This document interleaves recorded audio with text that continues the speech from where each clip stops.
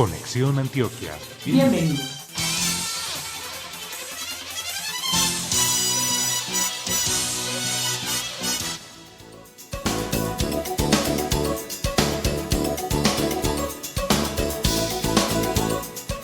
¿Qué tal? Muy buenas tardes, bienvenidos y bienvenidas a una emisión más de Conexión Antioquia a través de las frecuencias de la emisora cultural Universidad de Antioquia, sistema de radio educativa, transmitiendo para las 6 subregiones del departamento.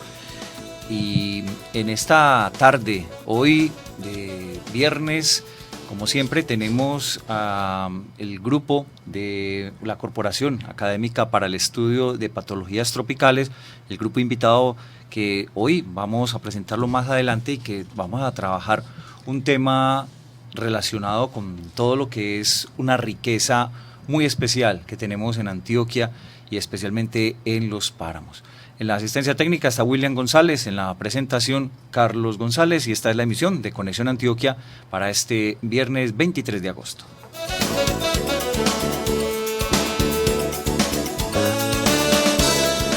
En la ciudad de Medellín tenemos una temperatura de unos 28-29 grados centígrados a esta hora de la tarde, fuerte calorcito en este momento aquí en el centro de la ciudad de Medellín, hace sol a esta hora también en este sector del centro de la ciudad de Medellín. Y bueno, saludamos en esta tarde a Natalie Guzmán, que como siempre nos acompaña en esta tarde en la coordinación académica desde allá, desde la Corporación Académica para el Estudio de las Patologías Tropicales. ¿Qué tal, Natalie? Muy bien, muy buenas tardes. Ya estamos acá amañados de venir cada viernes porque hemos aprendido demasiado y nos gusta mucho compartirles a todos lo que tenemos, lo que hacemos desde la corporación. Muy bien, y precisamente pues hoy tenemos un grupo de investigación en ecología microbiana y bioprospección.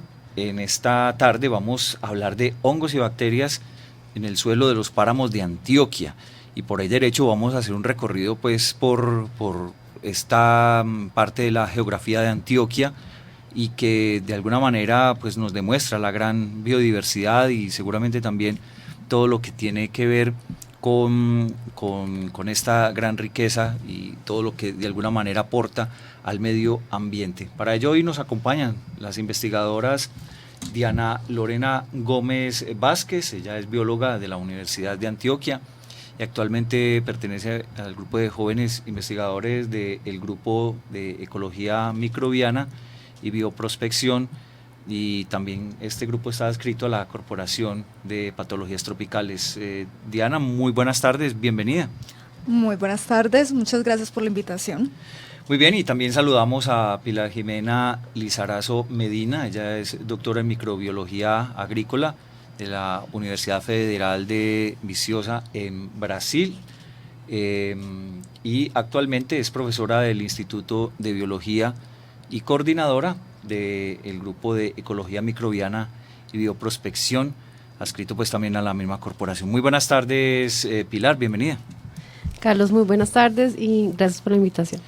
Bueno, vamos a comenzar este diálogo contándole a los oyentes esa riqueza que tenemos los antioqueños en los páramos. Pues uno oye decir que Colombia es muy rica en páramos, pero especialmente Antioquia también. Hablemos un poco de esa riqueza que tenemos y que poco valoramos o conocemos.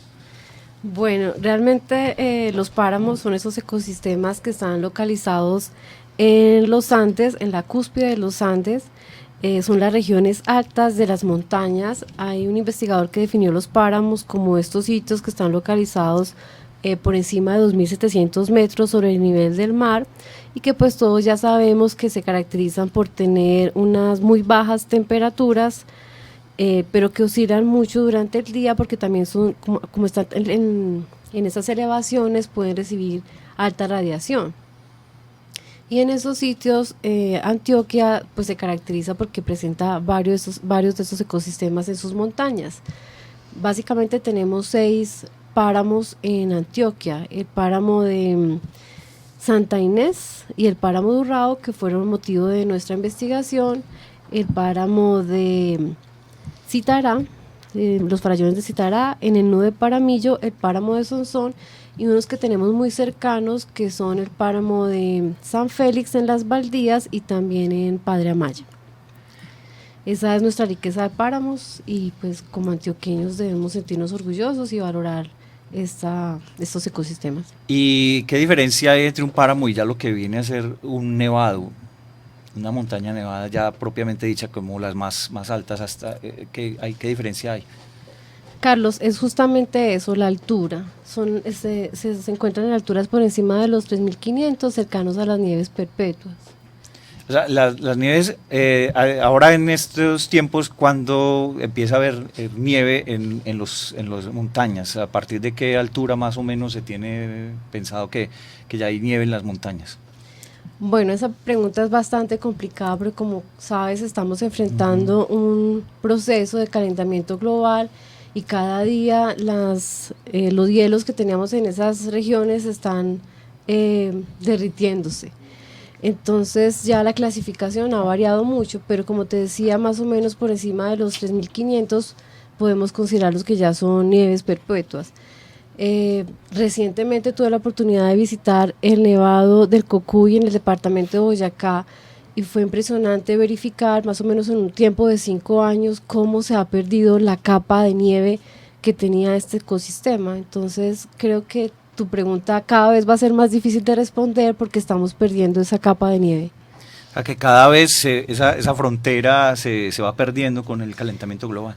Sí, señor. De hecho, recientemente uno de los botánicos que trabaja en el Instituto de Biología verificó que en el sitio del Padre Amaya, muy cercano aquí a Medellín, ya se eliminaron la vegetación de frailejones. Los frailejones, tú sabes que son las plantas que caracterizan este tipo de ecosistemas. Y en el Padre Amaya estas especies fueron eliminadas. Entonces, esto también es perjudicial para ese ecosistema. De esa forma, si no cumple el requisito de estar a cierta altura y tener cierta vegetación, ya no podemos denominarlo páramo. Entonces, a medida que también va aumentando el clima, se va perdiendo también esa frontera de los mismos páramos. Sí, y a medida que estamos haciendo desmatamiento también. O sea, de todas maneras, al atacar la montaña como tal, el hombre con su ambición pues de colonizar estos sitios, pues van de todas maneras acabando con esa denominación. Sí, señor. Uh-huh. Uh-huh. Va llegando pues como a la frontera este problema y en este sentido, pues, ¿por qué se caracteriza un páramo entonces propiamente dicho? ¿Qué es un páramo? Bueno, un páramo está definido por una serie de condiciones ambientales, ¿cierto? Además de la vegetación, de la localización geográfica, las condiciones climáticas es como lo que definiría un páramo. Entonces tú partes de ubicar unos ecosistemas que están en la alta montaña, por encima de los 2.700 metros. Posiblemente sean un páramo, porque la vegetación predominante yo creo que pues la mayoría como que nos imaginamos que son los frailejones, y eso es muy característico. Obviamente no son las únicas, no es la única vegetación que se establece en este ecosistema, pero sí quizás una de las más llamativas, notorias, particulares, porque tú no encuentras frailejones en otra parte. Es también, obviamente, caracterizado entonces por unas condiciones climáticas, que ya te decía la profesora Pilar. Hay unas condiciones muy particulares, unas temperaturas, por ejemplo, muy bajas, ya debidas pues a la localización.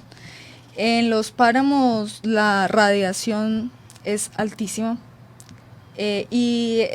a lo largo del día tú sientes que hay una fluctuación de temperaturas muy marcadas, porque en la noche ya llega a estar por debajo de cero.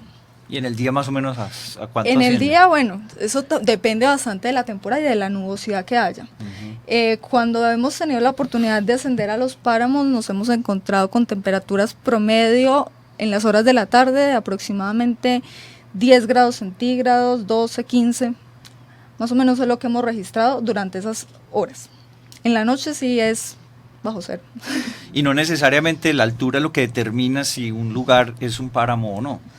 Sí. O siempre tiene que ser, o sea, sí, si algo sí, que... es pues su definición es como un ecosistema de alta montaña. Es una sumatoria de factores que te determinan la vegetación, el clima y la altura. Y en este caso hay alturas en Antioquia que no sean propiamente páramos, o todas las que sobrepasan esa altitud, ya esa altura, ya son catalogadas como páramos. Si sobrepasan la altura y tienen la vegetación, sí son páramos. Uh-huh. Otra característica que debemos adicionar es la alta nubosidad y la frecuencia de precipitaciones, que es muy elevada. Eso justamente es lo que lo hace que sean tan importantes, porque por las características de su suelo van a tener mayor retención de agua. Uh-huh. Y fíjate que allí es donde surgen todas las fuentes de agua que tenemos para los grandes centros urbanos. Prácticamente, es un punto clave, ¿no? Sí, prácticamente nosotros, Medellín, se abastece del agua que se recoge en el páramo de Santa Inés, que incluye el municipio de Belmira. En el norte de Antioquia, en el norte del Valle de la Burra, ¿no? Sí, Sí, señor. correcto. De allá, entonces, al afectar un ecosistema de este tipo, entonces ahí puede haber una crisis de abastecimiento de agua para una urbe, el área metropolitana, pues que demanda tanta agua. Al afectarse entonces esto se puede alterar mucho la producción de agua también. Sí, fíjate que justamente las condiciones de los páramos les permiten retener y almacenar agua. Si comenzamos a utilizarlos en actividades como minería, en agricultura, o simplemente hacemos desmatamiento de esas áreas, estamos eliminando esos sitios que nos albergan y que son los encargados de almacenar esas fuentes hídricas. Bueno, ¿qué es lo que se podría denominar una microbiota? O sea, ¿qué es lo que de alguna manera podemos definir ese término que está pues muy relacionado con todo lo que tiene que ver con los páramos? Bueno, microbiota, yo creo que lo que más lo definiría así a grandes rasgos es el tamaño. El tamaño de esos organismos. Cuando tú dices microbiota, estás refiriéndote a organismos microscópicos. O sea, a simple vista no tenemos forma de estudiarlos ni de saber que están ahí. Toda la microbiota es muy diversa. O sea, dentro de la biología nosotros tenemos unas clasificaciones, y la microbiota hace parte de todas esas clasificaciones, de todas esas formas de vida. Lo que pasa es que no podemos acceder a ella convencionalmente o por nuestros medios, sino que requerimos algunos equipos para poder visualizarla, o algunas técnicas particulares para poder estudiarla. Pero la microbiota son bacterias, hongos, microalgas, protozoos que tú encuentras en toda parte. Y que se adaptan entonces a estar viviendo en estas alturas. Sí, por supuesto. O sea, nuestro estudio está enfocado en la microbiota que se establece en los suelos de los páramos. Y ya te contamos pues todas esas condiciones particulares que ocurren en un páramo. Y por supuesto, o sea, la microbiota que se encuentra allá es porque su fisiología tiene las adaptaciones para poder establecerse ahí, para poder aumentar sus poblaciones, para cumplir sus funciones en ese lugar.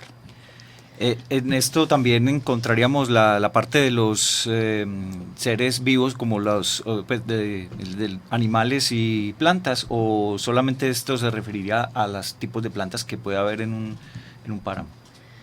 Cuando hablas del término microbiota, incluye organismos microscópicos, Sí. ¿cierto? No podemos observarlos a simple vista.